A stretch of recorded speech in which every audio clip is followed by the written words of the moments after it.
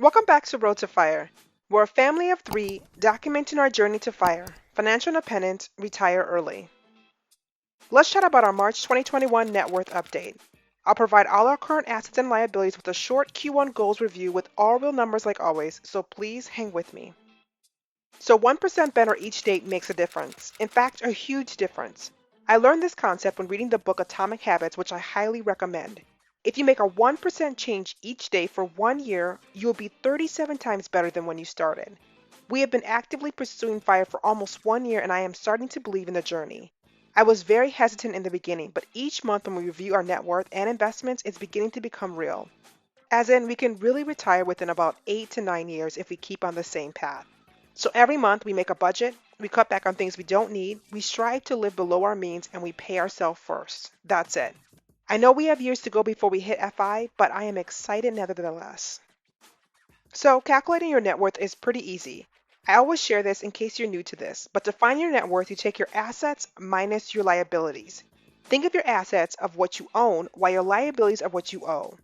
I always get this question about our current duplex. Is it considered an asset or is it a liability? Your home value, or what it is appraised at, is your asset. It's the perceived value of your home, while your mortgage, if you have one, is your liability. The spread will be owner's equity. So in a sense, your home is both an asset and a liability. Keep in mind that not all assets are weighted the same, as some are depreciating while others appreciate exponentially. Although we calculate our total net worth, these are the three key assets we care the most about. We are working to build more passive income by building a small rental portfolio.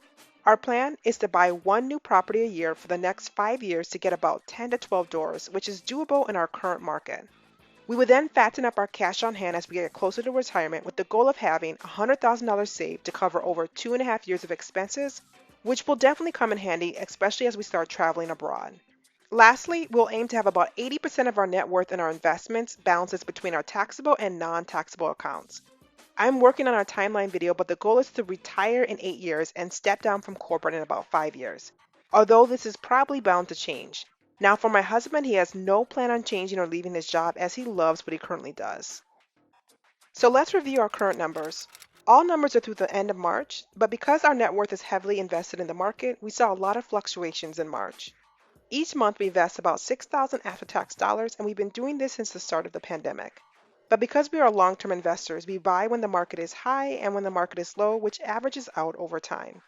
We have always invested using the DCA method as it's passive and proven to work really well for us. Our plan is always to shoot for more time in the market versus timing the market. But because we want to buy a second home this year, we will start saving more cash to prepare for the down payment in the fall. I'm thinking we need about $25,000, but the market is currently grossly inflated right now, so we might need to save more. So we divide our assets into two main sections, our large and fixed assets as well as our liquid assets, or our FIRE assets. By design, we don't want to have our net worth weighted too heavily in real estate, at least not yet. So right now we have three large assets.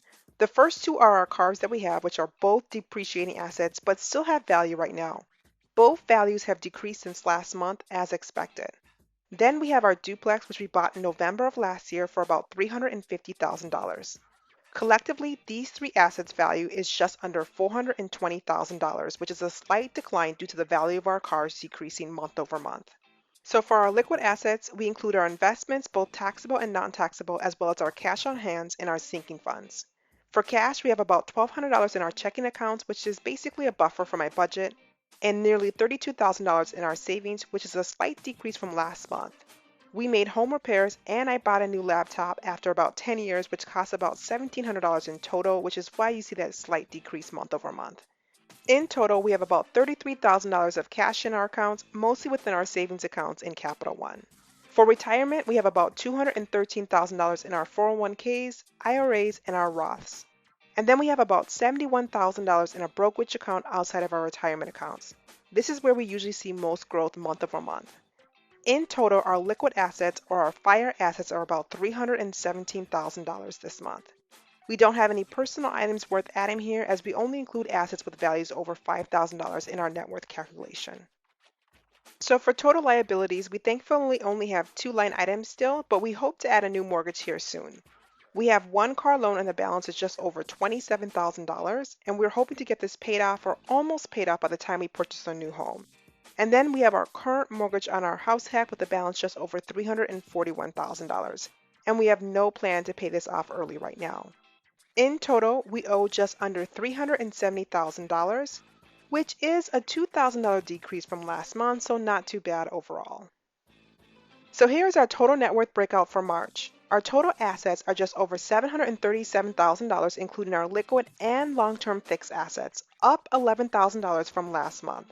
And our total liabilities, including our car loan and our duplex, is just under $370,000, making our total net worth to be around $367,935, which is over a $13,000 increase month over month, driven by our investments and our debt repayments. Next target is a $400,000 net worth. Okay, let's review our key 2021 financial goals. We outlined 5 financial goals for the year, and I will link the video here if you want the details. Our goals were designed to push us and to help us change our behavior around money. As the world shifts back to some sort of normalcy, I don't want us to go back to our pre-COVID money mentalities. So we put these goals in place to keep the momentum going from 2020 into 2021. I will say that if I could change anything about our goals, I'll make sure that all of our goals were 100% within our control. Right now, our net worth goal is not something we can control, as it is very much contingent on how the market performs. So here's our net worth trend graph. Next month will make 1 year of us actively tracking our net worth, and we started at about $167,000 in May of 2020. So we ended 2020 with a net worth of just under $330,000, and we currently have a net worth of just under $368,000. That is about a $39,000 increase in 3 months. Now, I don't know how to gauge this, but as long as we're moving in the right direction, I'm okay with that. From February to March, we saw a 3.81 increase, which is okay, but not great. But overall, any growth is good growth as long as we're moving towards our goal of hitting FI. So how are we tracking towards our goal of having a net worth over $495,000 by the end of the year? Well, this is our biggest financial goal of the year and the one goal that I cannot technically control. Right now, we're tracking to about 74.3% toward our goal. And to stay on track, we need to hit about $450,000 by the end of Q2 or grow by $45,000 in 3 months. Now, is that possible? I'm not 100% sure. It seems like a stretch, but we will stay the course and let the market do what it does. So our second biggest goal was to invest over $75,000 after-tax dollars into our IRAs, UTMAs, and taxable brokerage account. Our taxable brokerage account will work as our bridge account as we begin to start creating our Roth conversion ladder. So far, we've invested over $21,000 into the market, representing about 28.2% of our goal, which is amazing. When I look back on how much we put into the market, it's really shocking.